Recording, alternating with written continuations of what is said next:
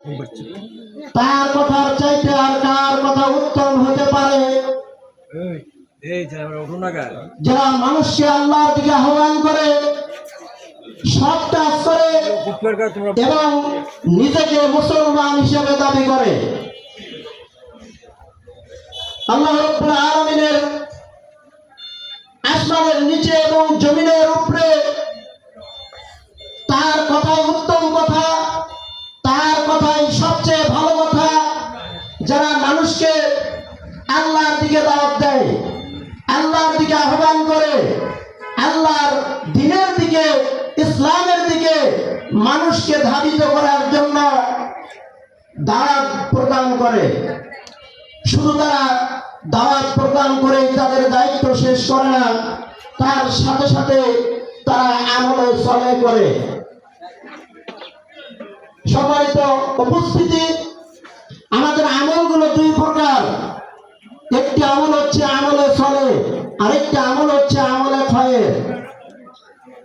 আমলে ক্ষয়ের হচ্ছে যে আমল করলে শুধু শয়তান বাধা দেয় কিন্তু মানুষ বাধা দেয় না, এটি হচ্ছে আমলে ক্ষয়ের।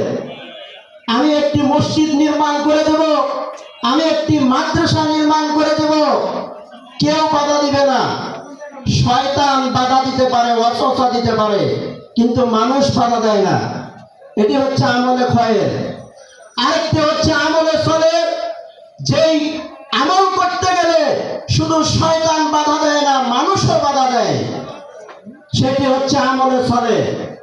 সম্মানিত উপস্থিতি, আমরা নামাজ পড়ি, নামাজ পড়তে কেউ বাধা দেয় না, কিন্তু নামাজের সমাজ কায়েম করার কথা বললে, নামাজের রাষ্ট্র কায়েম করার কথা বললে তাদেরকে বাধা দেওয়া হয়। এটা হচ্ছে আমলে চলে।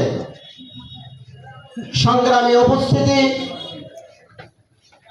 আমরা যদি দিন কায়েমের জন্য প্রচেষ্টা করি, আল্লাহ রাব্বুল আলামিন কোরআনুল কারীমে দিন কায়েমের কথা বলেছেন, ইসলাম কায়েম করার কথা বলেছেন, ইসলাম প্রতিষ্ঠিত করার কথা বলেছেন।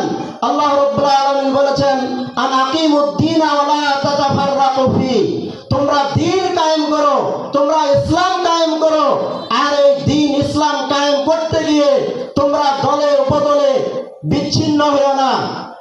ওয়া লা তাতাফাররাকু ফি, তোমরা ঐক্যবদ্ধ থাকো। তাহলে এই আয়াত দ্বারা বোঝা গেল যে দিন কায়েম করা, ইসলাম কায়েম করা, নামাজ যেরকম ফরজ, হজ যেরকম ফরজ, রোজা যেরকম ফরজ, দিন কায়েম করা, ইসলাম কায়েম করা, প্রতিষ্ঠা করা, এটাও তেমনি ফরজ। আমরা নামাজ ফরজ মানলাম, রোজা ফরজ মানলাম, যাকাত ফরজ মানলাম, হজ ফরজ মানলাম, কিন্তু আল্লাহর জমিনে আল্লাহর দ্বীন কায়েম করতে হবে, ইসলাম প্রতিষ্ঠা করতে হবে, এই ফরজ অনেকেই মানতে রাজি নয়। সম্মানিত উপস্থিতি, যেই কোরআন দিয়ে আমরা নামাজ পড়ি, যেই কোরআন তেলাওয়াত ছাড়া নামাজ হবে না, সেই কোরআনের সমাজ কায়েম হোক, সেই কোরআনের রাষ্ট্র কায়েম হোক, সেটা অনেক নামাজিও চায় না।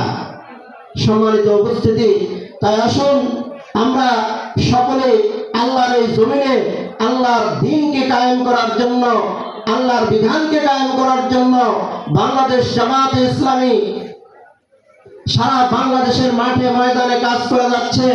আসুন আমরা বাংলাদেশ